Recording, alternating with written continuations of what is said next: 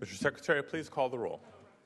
Anderson, Bell, Berryhill, Block, Cannella, Corbett, Correa, León, DeSaulnier, Evans, Fuller, Gaines, Galgiani, Hancock, Hernandez, Hill, Hueso, Huff, Jackson, Knight, Lara, Leno, Ted Lieu, Carol Lieu, Mitchell, Monning, Morrell, Nielsen, Padilla, Pavley, Roth, Steinberg, Torres, Vidak, Walters, Wolk, Wyland. Members, the time is now 12:04 p.m. and we are absent a quorum. Will members please make their way from your offices to Senate chambers so we can begin today's session as soon as possible. Members, your presence is needed in Senate chambers.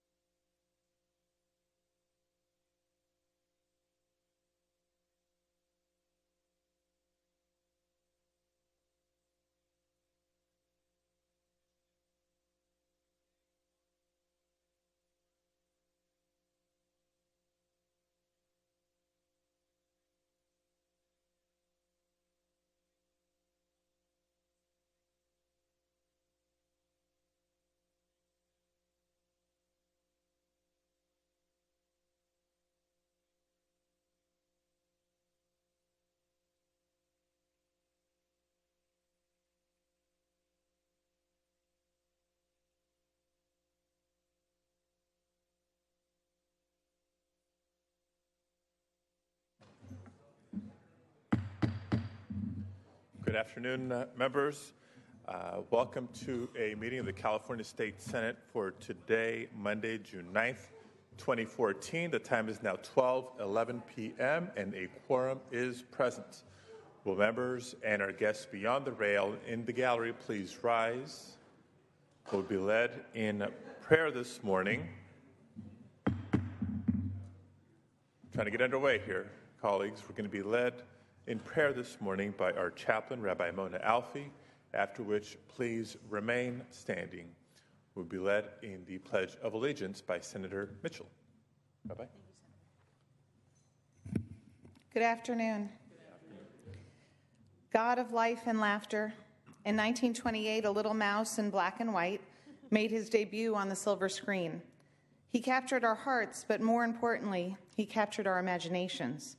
And while he continues to entertain us, the world around him has changed dramatically. His creator, Walt Disney, once observed that times and conditions change so rapidly that we must keep our aim constantly focused on the future. This truth reminds us to keep our vision focused not on where we are, but on where we want to be. May those who serve our state be ever aware of the changing times in which we live.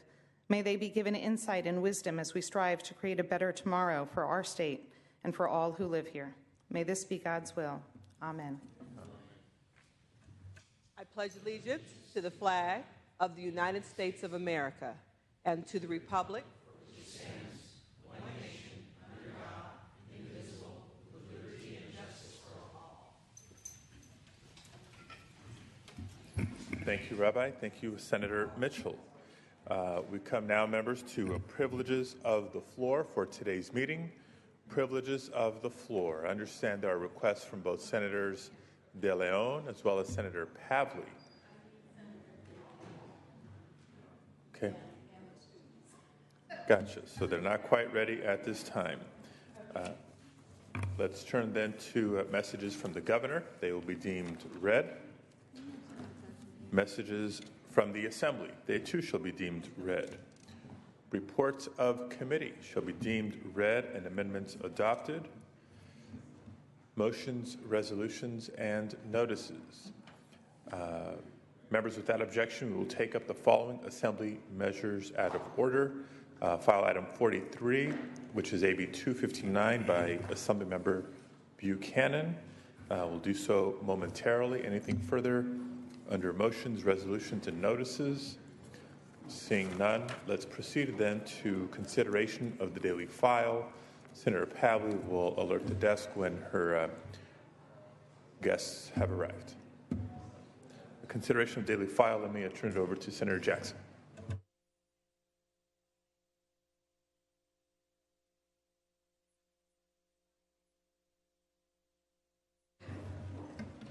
Mr. Secretary, we'll start with the second reading file. Please read. Assembly Bill 47 and Assembly Bill 380 with amendments. Under unfinished business, item 13. Item 13 under unfinished business. Senator Hueso, not at his desk. Moving on to Senate third reading. We will be starting at file item 18. We will pass temporarily on that. That's Senator De León. File item 19, Senator Anderson. Pass on file. File item 20, Senator Steinberg. Pass. Pass on file. File item 21, Senator De León. Pass temporarily. File item 22. Pass temporarily. File item 23, Senator DeSaulnier. Pass on file. File item 24, Senator Hill. Mr. Secretary, please read. Senate Bill 831 by Senator Hill, enacting to the Political Reform Act of 1974 and declaring thereafter thereof to take effect immediately. Senator Hill. Thank you, Madam President. SB 831 modernizes California's Political Reform Act. It increases transparency of travel-related gifts and prohibits certain types of campaign expenditures. SB 831 includes all of the following reforms. 1, prohibits elected officials from contributing campaign funds to nonprofits owned or operated by their family members. 2, it prohibits elected officials from contributing campaign funds to nonprofits operated by another elected official or the same on the same governing body. 3, it prohibits the expenditure of campaign funds for an elected official's mortgage, rent, utility bills, clothing, club memberships, vacations, tuition, tickets for sporting and entertainment events, vehicles, and gifts to family members. And the 4th item on the bill, it requires nonprofits that pay for FPPC filers travel. Those who are FPPC filers, when they travel, when nonprofits are paying for that travel, this bill will require that they disclose to the FPPC the name of the donors responsible for funding the travel. Currently, nonprofits do not have to disclose the source of travel funding, preventing the public from knowing who was behind the gift to the elected official. These are important reforms that will help improve and modernize California's Political Reform Act. This is a 2/3 vote bill. Members, I respectfully ask for your aye vote. All right, could we have some quiet in the House, please? Is there any debate or discussion on this item?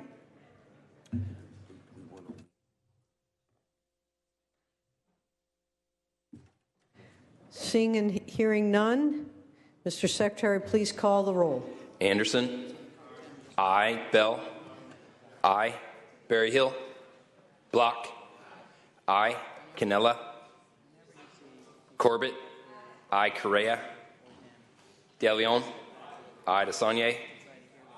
Aye. Evans. Aye. Fuller. Aye. Gaines. Galgiani. Aye. Hancock. Hernandez. Aye. Hill. Aye. Hueso. Aye. Huff. Jackson. Aye. Knight. Lara. Leno. Aye. Ted Lieu. Carol Lieu. Aye. Mitchell. Aye. Monning. Aye. Morrell. Nielsen. Padilla. Aye. Pavley. Aye. Roth. Aye. Steinberg. Aye. Torres. Aye. Vidak. Walters. Wolk. Wyland. Anderson, I don't know. Correa, aye. Please call the absent members. Berryhill. Cannella. Gaines. Hancock. Huff. Knight. Lara. Ted Lieu. Morrell. Aye. Nielsen. Vidak. Walters. Wolk. Aye. Wyland. Senator Hill moves a call. Going back to motions and resolutions, Senator Pavley, do you wish to proceed? Senator DeLeon, are you prepared to proceed on this item? Let's just wait one moment. We have a room full of young people. Let's, all right.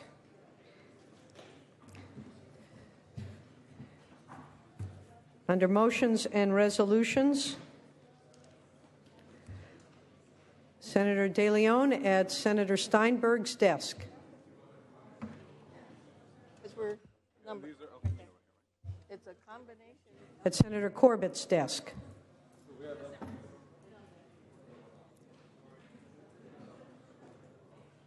Senator Pavley. Yes, thank you very much. Members, could I have your attention at the back of the chambers? Colleagues, please give attention to the back of the chambers. Senator Pavley and a series of guests. And as a former school teacher, I know to wait until all the conversations stop. And so if members would please quiet down so we can have this presentation before dinner time. Well, over the weekend, California may not have won the horse race to give us a triple crown, but I have even better news than that.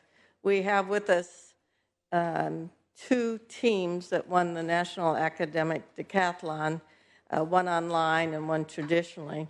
They both hail from California, and they won the local level, the state competition, and the national level. This one team I'm going to talk about, and the other team happens to be from Senator De Leon's district. I'd like to recognize from the 27th Senate District, El Camino Real Charter High School. It's in Woodland Hills in my district. I know them well. I've had the good fortune of representing that area since 2000. Their coach is Stephanie Franklin over here. She has done this for 6 years in a row, and if you know about the effort that goes into winning a national academic decathlon, it is amazing. You start in the summer, July, you work 5 to 6 days a week throughout the whole year. The theme this year was World War I. They integrate it with arts and music and science and history throughout the theme. Very, very competitive. Kids who compete well in this process usually end up going to some of our top institutions in the country. But for those of you who don't know, this is not like your top students in each school.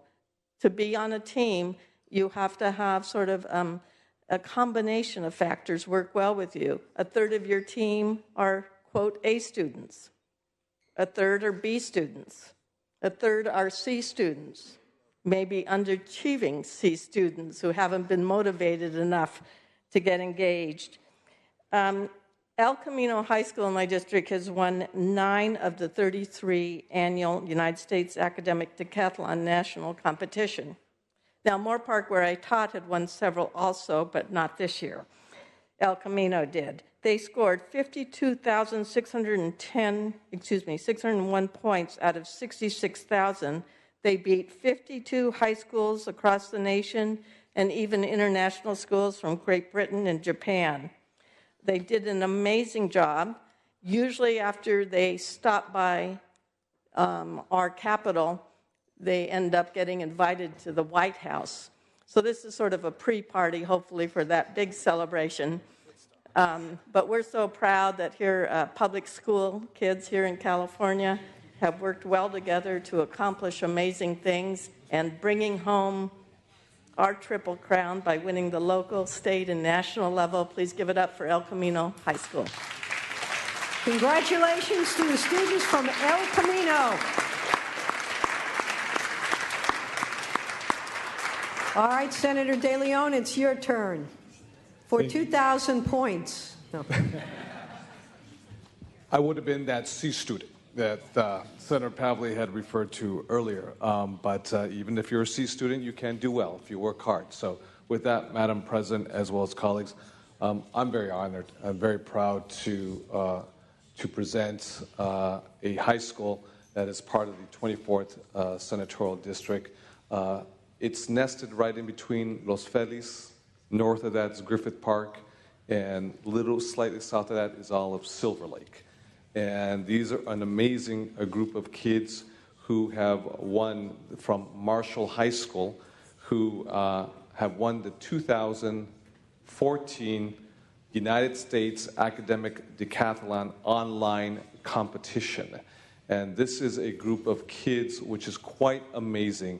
As you look at the amazing tapestry of the diversity of these kids that are behind us, from both high schools, from El Camino as well as Marshall High School. I really like what Senator Pavley said. We didn't make, the Triple Crown. We came up, somewhat short, but what can give us a little more sense of comfort and a lot more sense of pride is that these young men and women are our Triple Crown winners because they invest so many hours of their own time above and beyond the classroom to become the national champions. Now, think about this. They compete with folks from Connecticut, from New York, from Massachusetts, from Texas, from Michigan, all over the country. And as Senator Pavley says, even from the UK and other parts of the world, too. These are our California kids, born and raised kids here. They're from, in this case, from Southern California specifically. Both of them are products of LA Unified School District. They won out of a possible 48,000 points. They scored 39,461 to become the 2014 U.S. Academic Decathlon Online champions. And I want to quickly present these winning members. We have with us today Anita Bomick, Camillo Bremer, Alexander Guillen, Kenneth Hu, Ha Min Ko, John Lascano, Wen Lee, Marvin Paparisto, and we have their committed coaches, Larry Welch and Brandon Schwartz. Again, they have represented us at the local, at the state, as well as at the national level. They have honored us with amazing, great distinction. Please, again, let's give it up for these kids from Marshall High School from Los Angeles. Congratulations. Marshall High School champions. Congratulations to all. It's quite an honor.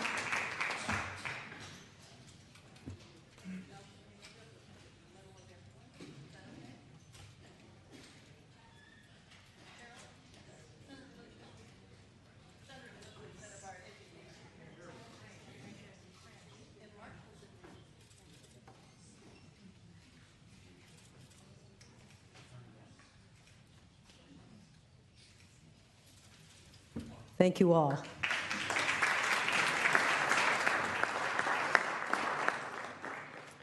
Bragging rights to the state of California. Next item up. Senator Padilla, would you like to proceed with your file item? We'll get back to Senator De León, or would you? Let's go ahead and Senator Padilla has file item 26. Mr. Secretary, please read. Senate Bill 1103 by Senator Padilla, enacting to the Political Reform Act of 1974 and declaring the urge thereof to take effect immediately. Madam President, before I present, I understand Republicans may like to caucus on my two Political Reform Act bills, so I'll afford them a chance to do that before I take them up. There is a third measure, an assembly bill. Item 23. Yes. I'm sorry, 43. 43, yes. So is that the request of the Republican caucus is called in the... I thought we were going to take the bill up first and then we're going to caucus. Let's wait one moment. If I could take up the assembly bill that needs to go back on concurrence. Right. I know there's a urgency, not an urgency clause, but... Is there any objection from the Republican side to take up item 43 first, or do you wish to caucus? All right, file item 43, colleagues. File item 43. Mr. Secretary, please read. Assembly Bill 215 by Assemblymember Buchanan, enacting to school employees. Senator, please proceed. Thank you, Madam President. I do believe Senator Huff cares about this measure as well. For years, we've been debating how to reform, how to improve the dismissal process for certificated personnel, not just teachers, for certificated personnel in California public schools.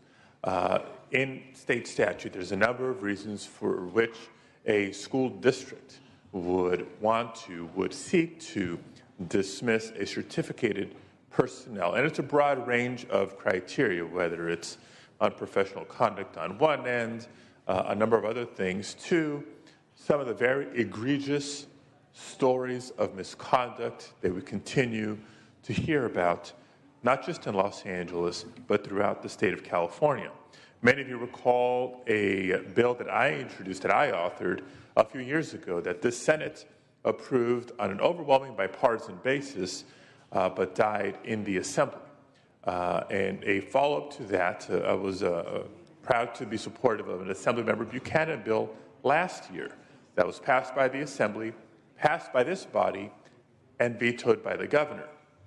And so in the hopes that the third time is a charm, we have put forward Assemblymember Buchanan as the lead here, but with my support and through the work with a lot of stakeholders, a measure that continues to achieve some very significant and primary objectives. Number one, to expedite, to streamline the dismissal process for certificated personnel in a certain number of cases, and I'll get into the specifics in a second, while maintaining due process. And I want to emphasize that as a foundational element of this bill and of this measure.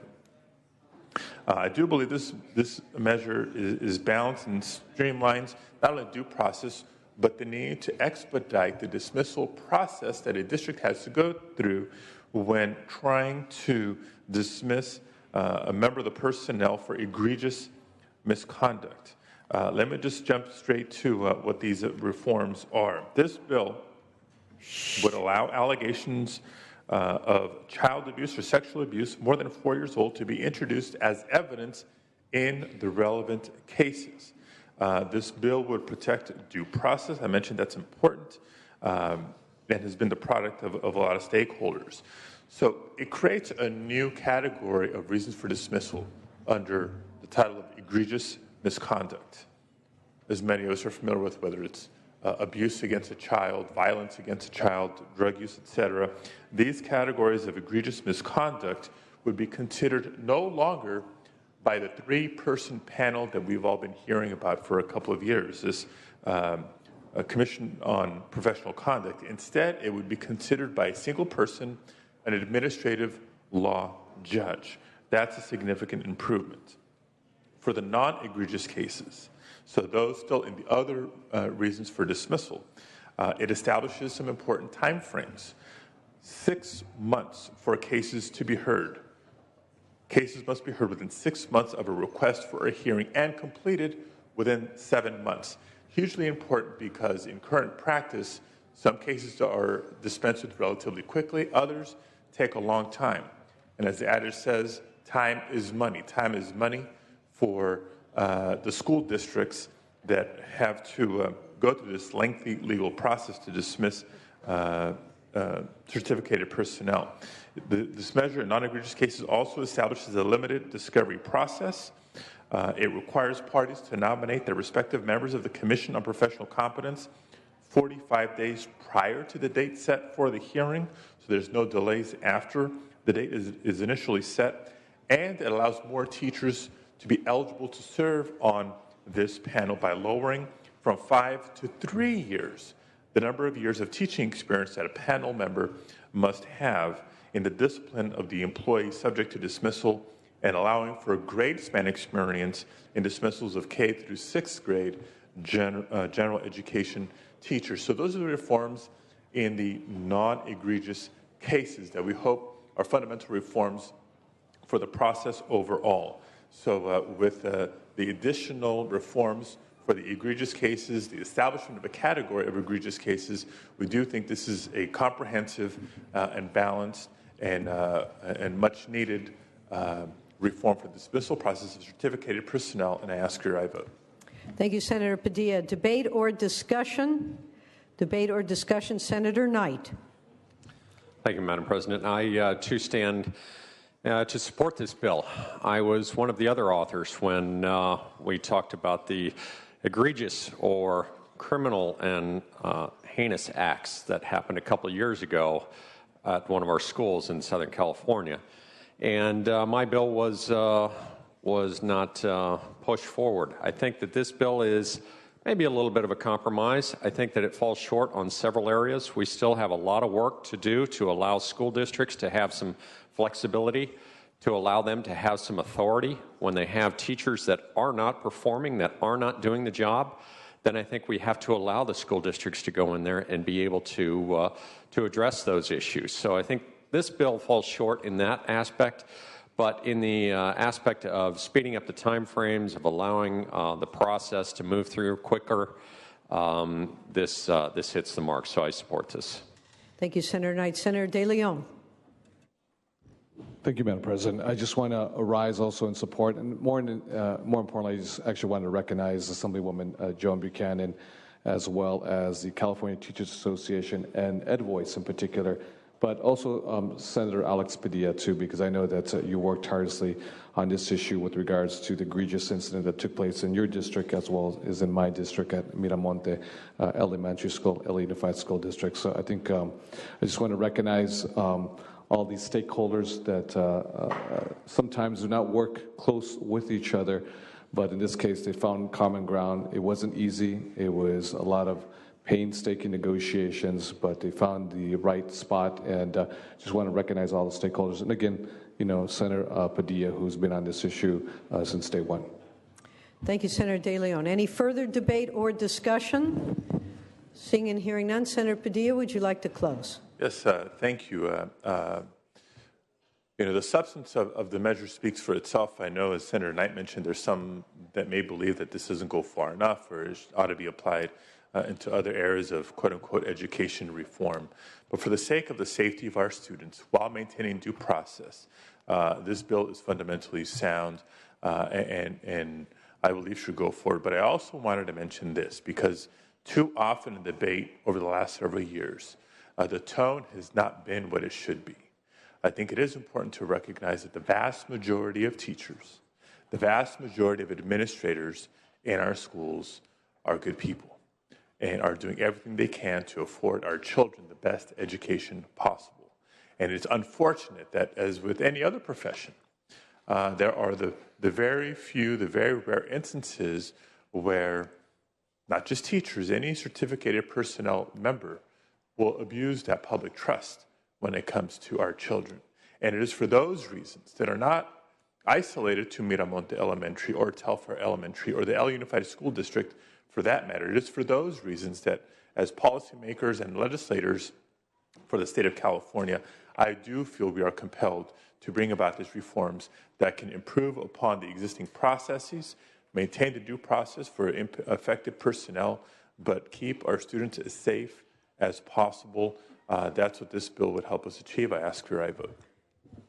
Thank you all. Debate having ceased, Mr. Secretary, please call the roll. Anderson. Aye. Beall. Aye. Berryhill. Block. Aye. Cannella. Aye. Corbett. Aye. Correa. Aye. De León. Aye. DeSaulnier. Aye. Evans. Aye. Fuller. Aye. Gaines. Aye. Galgiani. Aye. Hancock. Hernandez. Aye. Hill. Aye. Hueso. Aye. Huff. Aye. Jackson. Aye. Knight. Aye. Lara. Leno. Aye. Ted Lieu. Carol Lieu. Aye. Mitchell. Aye. Monning. Aye. Morrell. Aye. Nielsen. Aye. Padilla. Aye. Pavley. Aye. Roth. Aye. Steinberg. Aye. Torres. Aye. Vidak. Aye. Walters. Aye. Wolk. Aye. Wyland. Wyland, aye. Please call the absent members. Berryhill. Hancock. Lara. Ted Lieu. Ayes 33, no 0. That measure passes. Senator Corbett, for what purpose? Thank you very much, Madam President. It's a great day for us to celebrate students here at the State Capitol, and I would like to introduce you to some more wonderful special visitors here, students from my district. We have two classes of fourth graders from Walnut Grove Elementary School in Pleasanton. They're here with their parents, their chaperones, and their teachers, Mrs. Angel and Mrs. Martin. Can we please give them a very warm round of applause? Under privileges of the floor, welcome.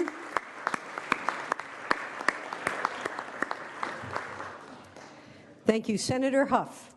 Republican caucus in the Cox Lounge. Republican caucus is called in the Cox Lounge. Republican caucus.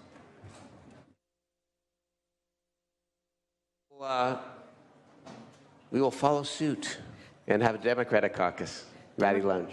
Democratic caucus in the Maddie Lounge.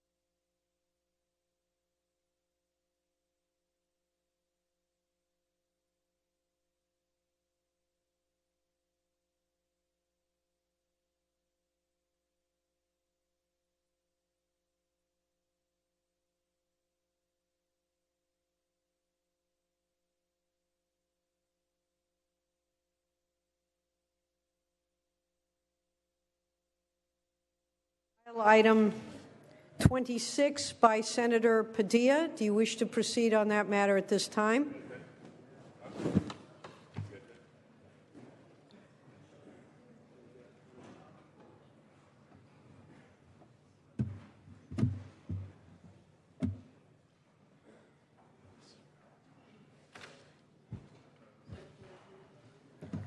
All set? Thank you. Mr. Secretary, please read. Senate Bill 1103 by Senator Padilla, enacting to the Political Reform Act of 1974 and declaring the urge thereof to take effect immediately.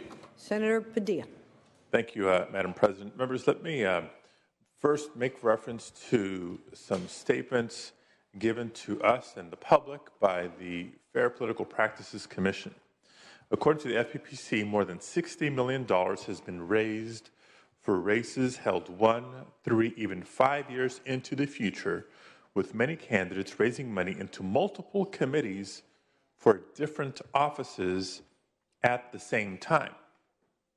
The FPPC goes on to say that, quote, while this practice is perfectly legal, it can often be difficult to ascertain the total amount raised or spent by a given candidate because of their ability to maintain multiple committees. Been a lot of chatter, increasing in recent years. It's been my observation about the amount of money in politics. It seems to me pretty common sense that if you can't run for more than one office at a time, you shouldn't be able to raise money for more than one office at a time. And that's what this bill would seek to do. A previous version of the bill won unanimous bipartisan vote of 5-0 in the Senate Elections Committee. Obviously, it was approved by the Appropriations Committee. This bill is now on the floor with some sort of rewriting of how to actually achieve that limitation. Some people concerned about, well, multiple committees without an office holder, this and that, or what the specific trigger would be. The version that cleared Elections Committee, based on input from each council, created this trigger where to establish a committee to raise funds to run for a certain office, most have filed a declaration of intent for a specific office. So before creating that second committee, you need to second declaration of intent. The suggestion at the time was have the second declaration of intent in the same cycle, sort of rescind the initial declaration of intent. The goal is abundantly clear and I believe simple. If you can't raise money for more than one office at a time, if you can't run or appear on the ballot for more than one office at a time, you shouldn't be able to raise money for more than one office at a time and have the same contributors providing the same maximum contribution to multiple campaign committees and skirting the campaign contribution rules that are currently in place. It's a common sense proposal, and I ask your vote. Thank you, Senator Padilla. Senator Huff. Thank you, Madam President. Members, the issue of campaign finance report reform while we are in session is something that's been around a long time. In fact, the very first bill that I introduced in the legislature went after the first part of what Senator Padilla is trying to address, which was fundraising during the time of the budget. Oh, this is the other bill. Which one are you doing? Oh, okay. I apologize. It's quite all right. Would you like to speak on this particular item? This is file item 26. Madam President, I hang up on every word that the Senator Padilla utters. Let me see. No, I think this is a fine bill. Thank you very much. All right. Does anyone else wish to speak on this particular item, file item 26? Is there any debate or discussion? Senator Anderson, this is item number 26. Let me pick up where my colleague never started.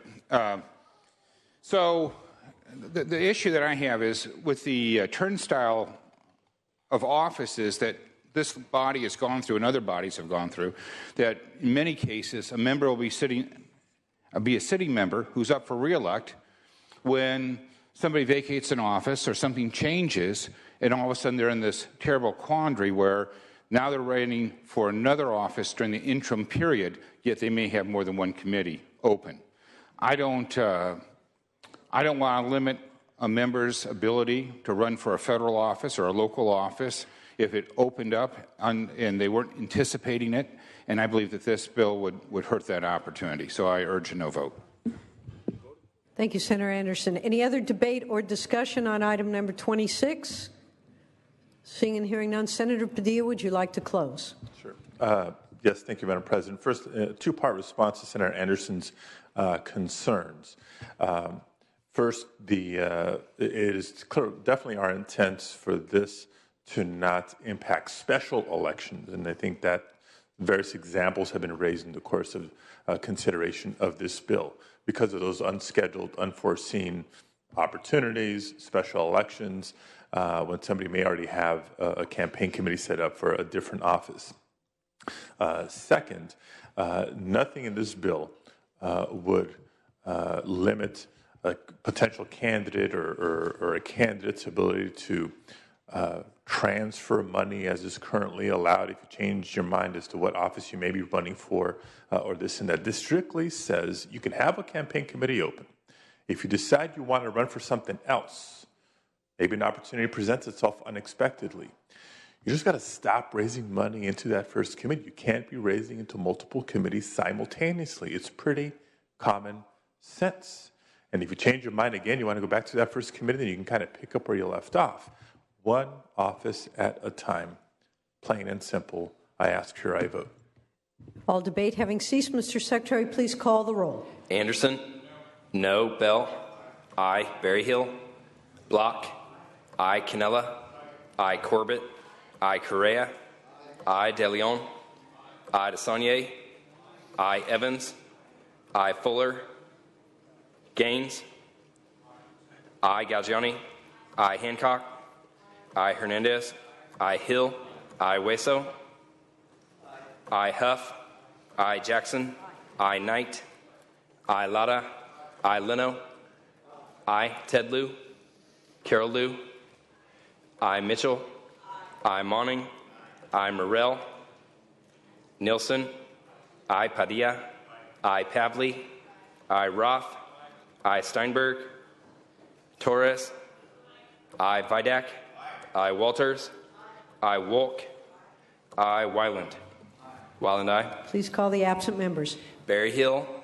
Fuller? Aye. Ted Lieu? Morrell? Aye. Steinberg? Ayes 33, noes 1 on the urgency. Ayes 33, noes 1 on the measure itself. That measure passes. File item 27, Senator Padilla's SB 1101. Senator, do you wish to proceed? Mr. Secretary, please read. Senate Bill 1101 by Senator Padilla, enacting to the Political Reform Act of 1974 and declaring the urge thereof to take effect immediately. Senator Padilla. Thank you, Madam President. Members, just a little bit of context for why I think this bill is not only timely but important. The California legislature, helps determine the laws and the policy for the state of California, not only the most populous state in the nation, but a state with a GDP, quote unquote, approaching $2 trillion. Clearly, the largest economy amongst our 50 states. If it was a nation upon itself, California would be the 8th largest economy in the world. And because we're such an important economic force or a market force, the impact of the public policy made in this building is often felt well beyond the state's borders, truly around the world. And recognizing this, as we see every day, there's a multitude of interests who actively seek to influence the outcome of legislation in this building. The thousands of pieces of legislation that work their way through the process each and every year. What this bill would do would create a fundraising blackout period in the state of California. The blackout period would be in place during the most critical budget votes each and every year and during what we refer to as the end of session, when the most critical votes on legislation are being cast. It's not a new concept. Some folks have suggested this or been talking about this for years, and I have come to the conclusion that the time has come. As part of a legal constitutional context, I do want to recognize that there are 12 states currently that have some form of fundraising blackout period during their legislative session. Some are more expansive than others. There's an additional 3 states that have adopted fundraising blackout periods that were subsequently challenged in a court of law and overturned. I offer this not because I'm fearful that this bill, should it become law, would be overturned. Frankly, we used those decisions to inform the bill that is before us. Those measures that were overturned were for a number of reasons, in terms whether they apply to just legislators or state office holders or all office holders at various levels of government in California. Most importantly, whether those measures were too comprehensive of the legislative session or the calendar year. That was the case. So using those as guides, we have a measure before us that would create a formal fundraising blackout period in state statute, the timing of which conforms with what's been suggested as a House rule for this body to consider. The difference, and I believe the advantage of having this bill go through, is that it puts that fundraising blackout period in state law, in statute, and not just a House rule that, not that we change House rules on a very daily basis, but I think it adds significant strength and would apply to all legislators, not just members of the California State Senate. I ask for I vote. Thank you. Debate and discussion. I think this may be the moment. Senator Huff. Thank you, Madam President. Take 2. Members, this issue about fundraising is something that the public often thinks that we have issues with, that it compromises our votes. And the authors brought together a measure which has had other attempts to answer the question of how do you isolate the fundraising from the job that we do here in the Senate or in the Assembly. And to that point, the first bill that I introduced back in 2005 was on the same issue, but it just covered the time period when the budget was being adopted. Now, ironically, at that time, I couldn't even get a second on the bill out of committee. There was no support for that. And I might point out that I voluntarily restricted myself to the bill that I would enact for 2 years and then finally gave up on that and moved forward. But at that time, it was felt that we needed to restore our faith, the public's faith in us, because we were at 37% approval. Well, we've gone down to single digits. We've rebounded back up to 40% approval, the legislature as a whole. But clearly that's not as good as it should be. And actions in this year have demonstrated once again that money, whether it does corrupt or is perceived to corrupt, there should be some sort of firewall between the actions that we do and the alternate actions that are necessary to actually run campaigns, which is raise money. But to that point, I want to say that we Republicans are prepared to support the Senate rules should they come up to a vote today, but we don't believe this bill goes far enough. And here's what we would like to see changed, and I'd be happy to work with the author on that should this not pass off the floor today. First, we should cover anyone who is running for office, so it's not just those of us in the Senate or the Assembly. Anybody that has to file with the Secretary of State, a campaign committee, to raise money, if they fall into that guideline, we believe that they should be covered under this rule as well. Otherwise, it's not going far enough. And also, there is a nebulous timeline. There's no date specific when it comes to the budget period. Because we have a budget, we have a date specific, we're supposed to put something to the governor's desk for a signature, which is June 15th. We're supposed to have a balanced budget. But the governor doesn't necessarily sign it, and the way this is written, as I understand, is that our blackout would be until the governor signs it. And we think that's a simple thing that could be cleaned up by having more of a date specific. And with those, we could find votes significant enough to get this out, but that is where we are today. So I would ask you all to consider these options and vote accordingly. Thank you, Senator Huff. Any further debate or discussion? Senator Anderson. I rise in opposition. I don't believe any rule is going to keep somebody who's crooked honest. The members of this body and other members who have run afoul of the law didn't adhere to the current laws. To add additional laws and somehow believe that that's going to make people honest is silly. Now, if you believe that having this blackout time will keep you honest, then I would say, why not black out 365 days or the entire time the legislature is meeting? Let's not just black out for one little window, the budget. Let's black out for each and every vote. And if you do need that, I would submit, don't run for re-election. Because if you believe that you can be corrupted, it's only a matter of time before you are. You're not going to corrupt me. I'm not going to vote for this. I don't need these types of cover to pretend that this is going to keep people from being dishonest. Dishonest members will always be dishonest no matter what we do. I would submit to you that if you feel that you are subject to that, then perhaps don't run for re-election and resign this year. I urge a no vote. Any further debate or discussion? Seeing and hearing none, Senator Padilla, would you like to close? Yes, thank you, Madam President. Is this bill perfect? You know, I gauge it by a lot of folks that I've heard from saying that this bill goes too far, and a lot of other folks saying this bill doesn't go far enough. As we've all entertained complex public policy, whenever that's what you're hearing, you're usually right about the right place.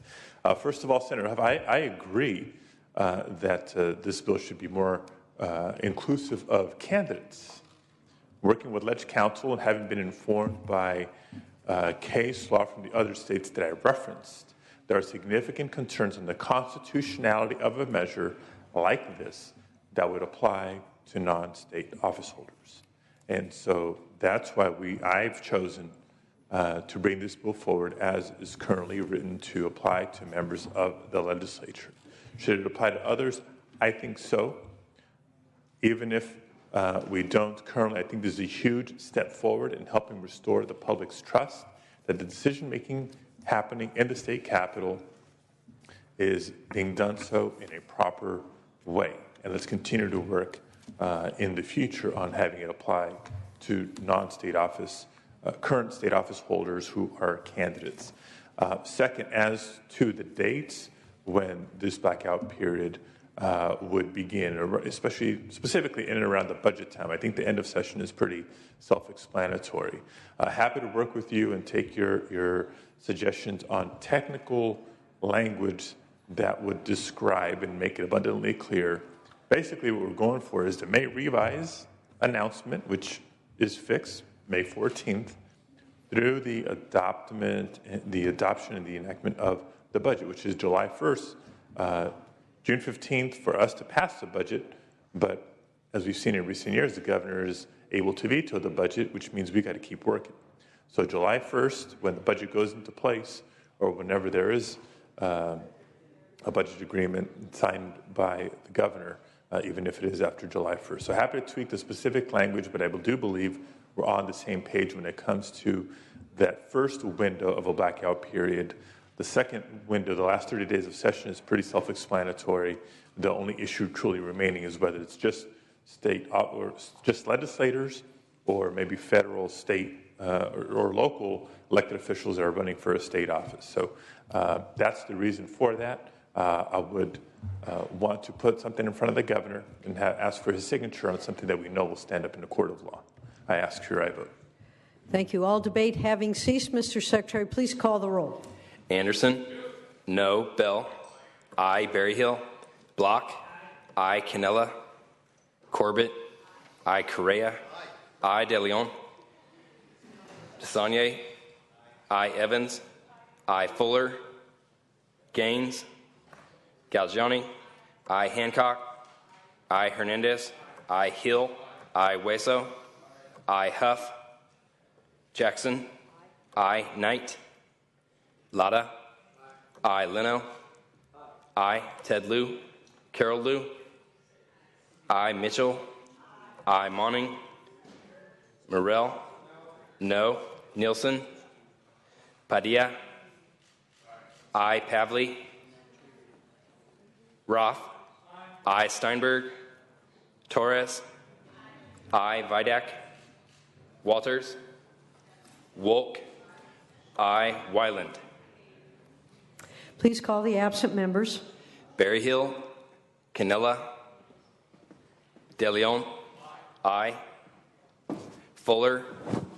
Gaines. Huff. Knight. Ted Lieu. Monning. Nielsen. Pavley.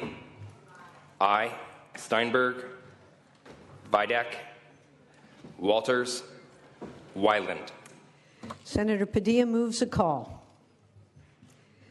Moving on to file item 28. Senator Block, do you wish to proceed? Mr. Secretary, please read. Senate Concurrent Resolution 121 by Senator Block relative to the Memorandum of Understanding between Israel and California.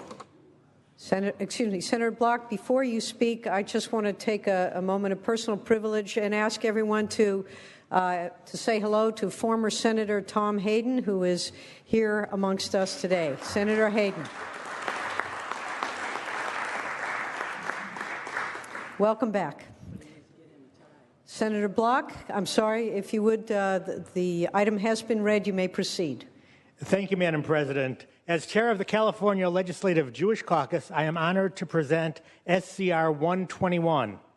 On March 5th of this year, Governor Jerry Brown signed a memorandum of understanding with Israeli Prime Minister Benjamin Netanyahu that will boost economic, cultural, and academic cooperation between California and Israel in the areas of water conservation, cybersecurity, health, biotechnology, education, agricultural technology, and alternative energy. SCR 121 memorializes the legislature's support for the MOU, which will benefit both states. Two-way trade between Israel and California totaled more than $4 billion in 2013. This MOU calls for strategic partnerships for joint innovation, exchanges, and even greater cooperation between California and Israel. The enhanced collaboration facilitated by this MOU will create a synergy between the Golden State and the startup nation that will drive mutual economic growth and prosperity, and I urge your aye vote. Thank you, Senator Block. Any debate or discussion on this item? Any debate or discussion? Seeing and hearing none, Mr. Secretary, please call the roll. Anderson. I, Beall. I, Berryhill. Block. I, Cannella. I, Corbett. I, Correa. De León. I, DeSaulnier. I, Evans. I, Fuller. I, Gaines. Galgiani. I, Hancock. I, Hernandez. I, Hill. Hueso. I, Huff. Jackson. I, Knight. I, Lara. I, Leno. I, Ted Lieu. Carol Lieu. I, Mitchell. I, Monning. Morrell. Nielsen. Padilla. I, Pavley. I, Roth. I, Steinberg. Torres. I, Vidak. I, Walters. I, Wolk. I, Wyland. Wyland, aye. Please call the absent members. Berryhill. Correa. I, Gaines. I, Hill. I, Huff. I, Ted Lieu. Monning. Morrell. I, Nielsen. I, Steinberg. Ayes 33, no 0. That measure passes. I should say that resolution is adopted. Next item, file item 29, Senator Wyland. Mr. Secretary, please read. Senate Concurrent Resolution 123 by Senator Wyland relative to Voter Awareness Week. Senator Wyland. Thank you, Madam President. Members, We all know that voter participation and turnout in this most recent election was strikingly low. And that's mirrored in particular with younger voters who not only do not tend to turn out and vote, but who know extremely little about our government and our history. And that, of course, is tied to the fact that they don't vote. As a matter of fact, among high school seniors, 60% could not answer basic civic questions, such as naming one of their two senators, or 50% who couldn't identify the function of the Supreme Court. And unfortunately, this doesn't change among young people dramatically when they enter college. A survey of elite college institutions of seniors found that only 48% understood some of the well-known lines from the Declaration of Independence. This resolution is a start at trying to make people more aware of what they need to know, and so they can participate effectively as voters. Urge your aye vote. Thank you, Senator Wyland. Any debate or discussion on this item? Seeing and hearing none, is there any objection to... One moment. We have... That we will...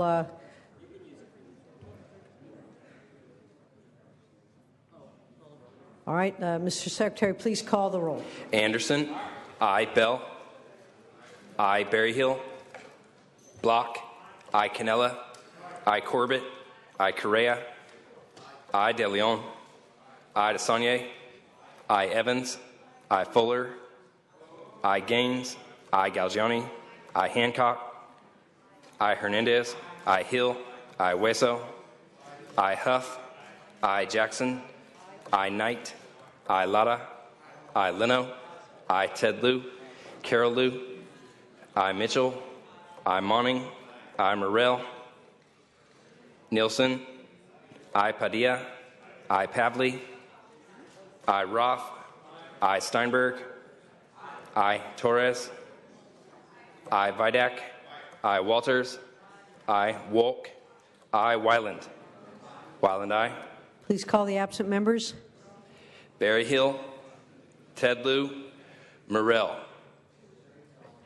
Ayes 34, no 0. That resolution is adopted. File item 30, Senator Corbett. Pass on file. File item 31, Senator Padilla. Pass on file. Item 32, Senator Monning. Mr. Secretary, please read. Senate Joint Resolution 28 by Senator Monning relative to earthquake insurance. Senator Monning. Thank you, Madam President and members. Major earthquakes in San Francisco Bay Area or in Southern California are predicted to cause damage of more than $200 billion. Yet few California homeowners or businesses have earthquake insurance. There's no requirement to purchase earthquake insurance, and so few do, counting on the federal government and the state to come to the rescue. The state will face a triple hit. Significant losses. Excuse me, Senator Monning. There's a little too much noise over here in the back. Please, if we could have our attention drawn to Senator Monning and his presentation. Thank you, Madam President. The state will face a triple hit. Significant losses to our infrastructure, roads and bridges, reduced revenues from closed businesses, lost jobs, and higher demand for critical services. Our senators in Washington, D.C. have introduced the Earthquake Insurance Affordability Act to help reduce the high cost of earthquake insurance. The more people insured, the quicker we recover. The Earthquake Insurance Affordability Act would allow the California Earthquake Authority to sell post-event bonds in the private capital market, reducing the need to purchase costly reinsurance pre-event, leading to rate reductions and lower deductibles. It would also fund seismic mitigations. According to the Congressional Budget Office, this legislation would have little or no cost to the federal government. I ask you to join me in urging our colleagues in the U.S. Congress and the President to quickly pass the Earthquake Insurance Affordability Act. Thank you. Thank you, Senator. Any debate or discussion on this item? Any debate or discussion? Seeing and hearing none, Mr. Secretary, please call the roll. Anderson. Beall. I. Berryhill. Block. I. Cannella. I. Corbett. I. Correa. I. De León. I. DeSaulnier. I. Evans. I. Fuller. Gaines. Galgiani. I. Hancock. Hernandez. I. Hill. I. Hueso. I. Huff. I. Jackson. I. Knight. Lara. I. Leno. I. Ted Lieu. Carol Lieu. I. Mitchell. I. Monning. I. Morrell. Nielsen. I. Padilla. I. Pavley. I. Roth. I. Steinberg. Torres. I. Vidak. Walters. Wolk. I. Wyland. Wyland, I. Please call the absent members. Anderson, I. Berryhill. Fuller. Gaines. Hancock. I. Knight. Ted Lieu. Morrell. I. Steinberg. I. Vidak. I. Walters. Ayes 31, no 0. That resolution is adopted. We are going to go back to file item 20. File item 20, which is Senator Steinberg has his mic up. Are you prepared to take this item up? Yes? All right. Yes, I am. So, Mr. Secretary, please read. Senate Resolution 43 by Senator Steinberg relative to the standing rules of the Senate for the 2013-14 regular session. Senator Steinberg. Thank you very much, Madam President. This is the first of 3 resolutions that I will present with Senator De León that are part and parcel of a broader and more aggressive package of actions and legislation which, when combined, will lead to, I hope and believe, a positive cultural change and strengthen the integrity of this great institution.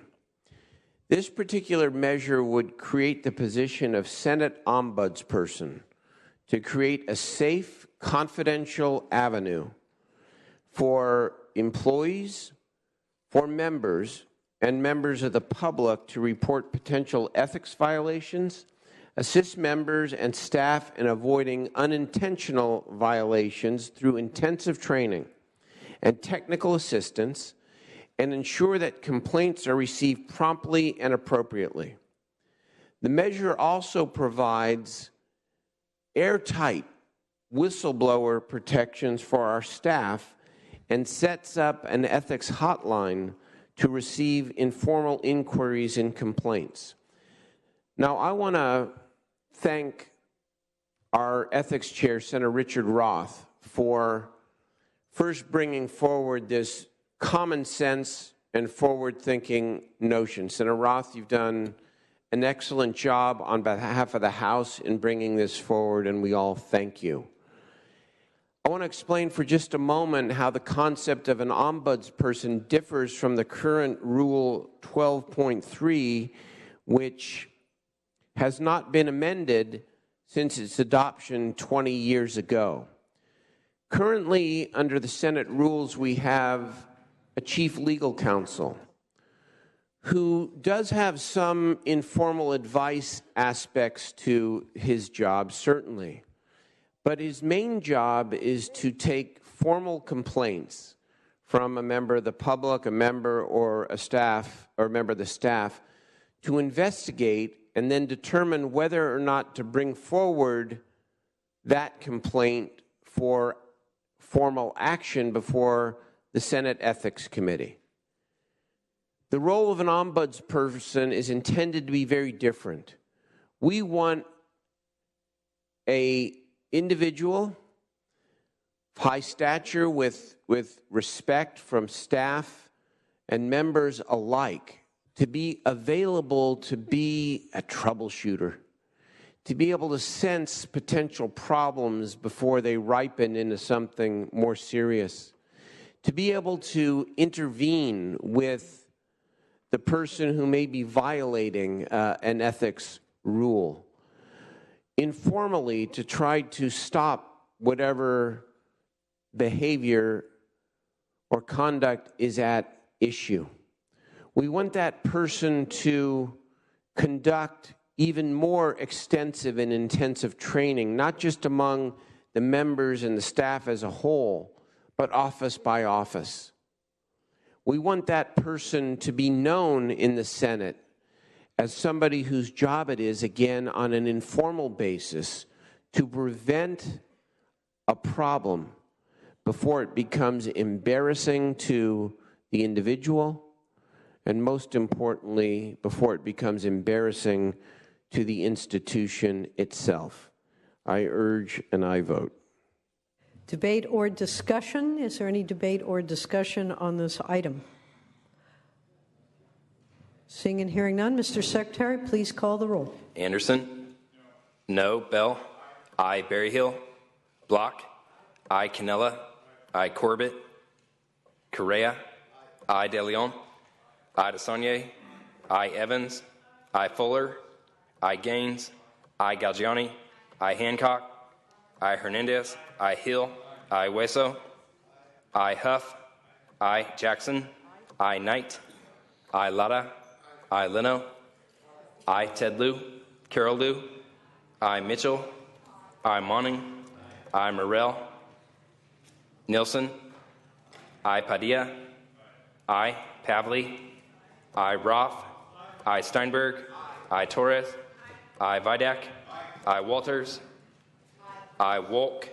Aye. Wyland? Wyland, aye. Please call the absent members.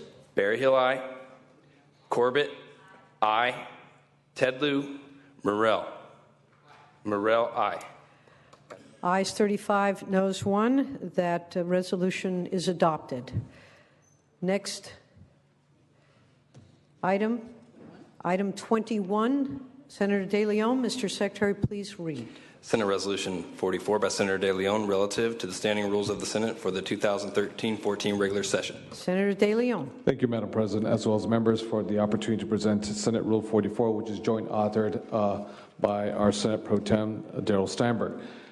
Senate Rule 44 would establish a fundraising blackout periods for the Senate that total 8 weeks per year.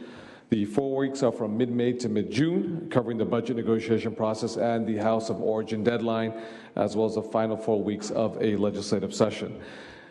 Colleagues, these are the busiest times of the year when the Senate is making the most critical public policy decisions. It is time that I believe we reserve our full and undivided attention to the people's business.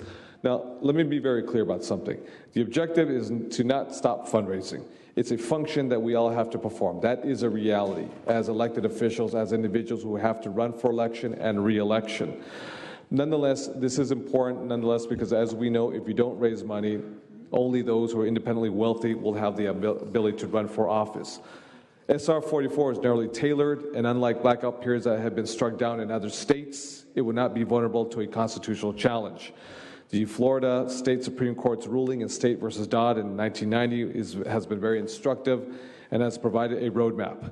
It stated that a violation of the First Amendment could be averted as, quote, legislators themselves could restrict their own access to campaign contributions during a legislative session through a similarly narrowly tailored regulation, end quote.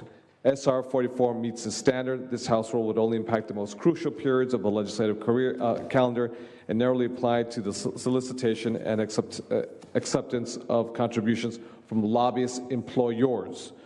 SR 44 strikes an appropriate balance and ensures that members of the Senate are solely focused on legislative business during the most critical times of the year while preserving the ability of the members to wage effective campaigns by raising funds at appropriate times of the year.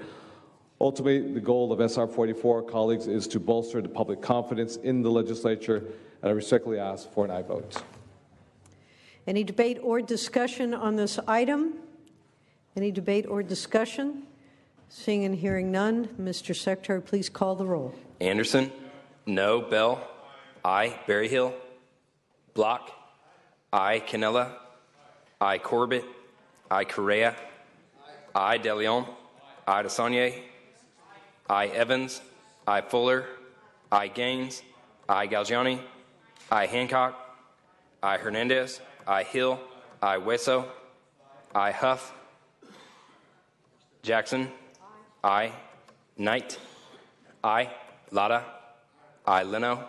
I, Ted Lieu. Carol Lieu. I, Mitchell. I, Monning. Morrell. Nielsen. I, Padilla. I, Pavley. I, Roth. I, Steinberg. I, Torres. I, Vidak. I, Walters. I, Wolk. I, Wyland. Wyland, I. Huff, I. Please call the absent members. Berryhill, I. Ted Lieu. Monning. Morrell. Morrell, I. Ayes 34, noes 1. That measure passes. That resolution is adopted. All right, moving on.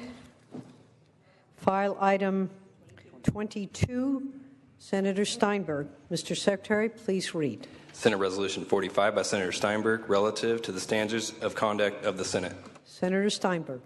Thank you again, Madam President. The Senate has and will continue to have a very strong and effective code of conduct. This Senate Resolution 45 updates the code to include several key provisions. Number one, the revision would state clearly, even more clearly than currently, that all senators, officers, and employees must hold the highest ethical standards that we and the public expect. Second, the revisions clarify and strengthen the expectation that each senator, officer, and employee has a responsibility to report, quote, any apparent and substantial violations of the standards to the appropriate authority, or if they so desire, to the Senate ombudsperson. We're not trying to turn the Senate into a place where people are taking out whatever personal or political grievances they may have on one another and report on one another. That's not the point. On the other hand, if you see something that is violative of our code of ethics and common sense, and you think it can be corrected, or even if you don't think it can be corrected, you have a duty to report it. Third, under this measure, the code of conduct will include express terms that prohibit retaliation against any person who reports ethical violations, just like the express whistleblower protection that I described in the previous resolution. And finally, the code of conduct will state another common sense notion that can easily be unintentionally violated. But it's a reminder to all of us about the duty to separate our official business with our campaign and fundraising responsibilities, which take place separately and outside the building. For the rule will now state that senators and staff are advised to avoid any conversation at a fundraiser that details or discusses current and pending legislation. That doesn't mean at a fundraiser that you can't talk about your philosophy about a particular set of issues, but when it comes to pending legislation, the rule states always err on the side of caution and separate it. And you can do so very easily by saying at the beginning of the event, there are certain things that we cannot talk about here at this event. Common sense, and will protect the members from even inadvertent crossing over and protect the public. Taken together, these measures reflect that we continue to be committed to accountability and ensuring that with some of the difficult circumstances that we have dealt with in the Senate this year, much of it unrelated directly to any of these specific rule changes, but stepping back, looking inside, reflecting, thinking forward. These measures together reflect a commitment to accountability and ensuring that we have a system that has the full trust and confidence in this institution for the employees, for the members, and most importantly for the public. I urge and I vote. Any debate or discussion on this item? Seeing and hearing none, Mr. Secretary, please call the roll. Anderson? No. Beall? Aye. Berryhill? Aye. Block? Aye. Cannella? Aye. Corbett? Aye. Correa? Aye. De León?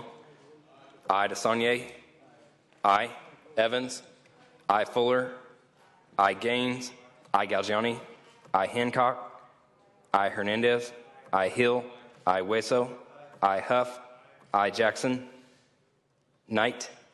Aye. Lara? Aye. Leno? Aye. Ted Lieu? Carol Lieu? Aye. Mitchell? Aye. Monning? Aye. Morrell? Aye. Nielsen? Aye. Padilla? Aye. Pavley? Aye. Roth? Aye. Steinberg? Aye. Torres? Aye. Vidak? Aye. Walters? Aye. Wolk? Aye. Wyland? Wyland, aye. Please call the absent members. Jackson? Aye. Ted Lieu? 35, noes 1. That resolution is adopted. Senator Steinberg. If I may, just as a follow-up to what we just did, Madam President, I know that I thank Senator Roth and want to thank Senator De León, who, of course, our next leader who partnered with me and all the membership. But I also want to especially thank Senator Huff and the Republican members of the Rules Committee, Senators Fuller and Knight, and Senator Jackson and Lara Senator Mitchell and Lara, of course, as well, but especially the Republican members, because, you know, there are some issues which easily could turn partisan when they don't necessarily deserve to be partisan. And I just want to express my personal appreciation for the way the leadership on the Republican side has handled these whole series of issues, including today. We fight, we argue, we disagree, we bring our different opinions to the red carpet here, but I think the way you have handled all of this is reflective of your care and love for the Senate and for the public, and I just wanted to acknowledge it and say thank you. Thank you, Senator Steinberg. We have 2 items that are on call, so we are going to lift the call on those items. The first one is file item 24. Presently, ayes 24, noes 1. Mr. Secretary, please lift the call. Berryhill? Cannella? Gaines? Hancock? Aye. Huff? Knight? Lara? Aye. Ted Lieu? Nielsen? Vidak? Walters? Wyland? Berryhill, aye. Huff, aye. Wyland, aye. Cannella, aye. Walters, aye. Please Nielsen, call aye. if there's anyone who hasn't jumped in, please call the absent members. Gaines, aye. Knight, aye. One more time, please call the absent members. Ted Lieu, Vidak. Vidak, aye. Ayes 35, noes 1. That item, that measure carries. Aye on the, I'm sorry. 35, noes 1 on the urgency, 35, noes 1 on the measure. All right. Item 27, Senator Padilla's item, has 22 ayes, 2 noes. Mr. Secretary, please call the absent members. Berryhill, Cannella, Fuller, Gaines, Huff, Knight, Ted Lieu, Monning, Nielsen, Steinberg, aye. Vidak, no. Walters, Wyland. Ayes 23, noes 3. That measure fails. Senator Padilla requests reconsideration. On the reconsideration, ayes 35, noes 0. Senator Leno. Madam President, under motions and resolutions. We are going back to motions and resolutions at this time. Senator Leno. Thank you. I've been asked by the author to remove item A46, AB 523 from the inactive file and place it back on third reading. Without objection, that will be the order. Senator Fuller. I'd like to move SCR106 off the inactive file. Without objection, SCR106 off inactive. Any other requests under motions and resolutions? Any adjourns in the memory? Without objection, Joint Rule 62A will be waived for the Human Services Committee to hear AB 1978 on June 10, 2014, without 4 days' notice in the daily file. And there are floor amendments at the desk. They will be deemed adopted. Members, Joint Rule 62A will be waived for the Senate Budget Committee to meet on June 13th and 14th, 2014, without 4 days' notice in the daily file. There is objection. We'll call the roll. Anderson. Excuse me. Senator Huff is asking for a no vote. Senator Steinberg is asking for an aye vote. Please call the roll. Anderson. No. Bell. Aye. Berryhill. No. Block. Aye. Cannella. No. Corbett. Aye. Correa. Aye. De León. Aye. DeSaulnier. Aye. Evans. Aye. Fuller. No. Gaines. No. Galgiani. Aye. Hancock. Aye. Hernandez. Aye. Hill. Aye. Hueso. Aye. Huff. No. Jackson. Aye. Knight. No. Lara. Aye. Leno. Aye. Ted Lieu. Carol Lieu. Aye. Mitchell. Aye. Monning. Aye. Morrell. No. Nielsen. No. Padilla. Aye. Pavley. Aye. Roth. Aye. Steinberg. Aye. Torres. Aye. Vidak. No. Walters. No. Wolk. Aye. Wyland. Wyland, no. Ayes 24, noes 12. The joint rules are suspended. Senator Block, under motions, resolutions, and adjourn in the memory. Thank you, Madam President. Members, I rise to request that we adjourn in memory of Richard Pena, my 2011 Assembly Veteran of the Year and the father of my Chief of Staff, Margaret Pena. Richard died at age 95 on May 3rd while visiting family in Washington, D.C.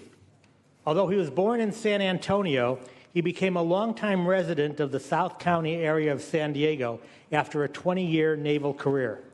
His introduction to San Diego began in 1937 when he chose to enter the Navy because he could not afford to attend Texas A&M University despite having been accepted. Upon joining the Navy, he was sent to San Diego to complete his basic training. Richard was a member of the greatest generation. He served in the Navy during World War II, and on December 7th, 1941, he was stationed on the USS Detroit in Hawaii and watched as a Japanese plane targeted a torpedo at the Detroit and then saw the torpedo pass harmlessly under his ship and bury itself in Ford Island. After World War II, he served in Correa before retiring in 1957. After leaving the Navy, Richard completed his degree at San Diego State University and then continued to serve his nation in another capacity as a teacher and a principal. Richard chose to spend much of his teaching career in Southeast San Diego schools, and it was not at all unusual to see little children run up to him and hug him around the knees. Richard's free time was spent in volunteer service and just having fun with the Kiwanis, with the Mary Ukes ukulele group, with his church, and on a quest for what he called real chili. Upon retirement from the San Diego schools in 1978, he added other accomplishments as a preservationist and a columnist. He and his beloved wife of more than 60 years, Zula, founded the Bonita Historical Museum. Richard also began writing for the Chula Vista Star News about Bonita. His son estimates he wrote more than 2,000 columns. In the late years of Zula's life, she was trapped in that long goodbye that is Alzheimer's. Richard cared for her with love and devotion at home until she passed on Christmas Eve of 2011. He continued writing until his death with an appreciation for the past and curiosity and expectation about the future. Richard was a man of kindness and empathy, great wit and sassy charm, who was survived by his son David and his daughters Margaret, who is with us today, and Connie, as well as 2 grandchildren. In the Jewish culture, we have a word mensch for men and women of great character and quiet heroism.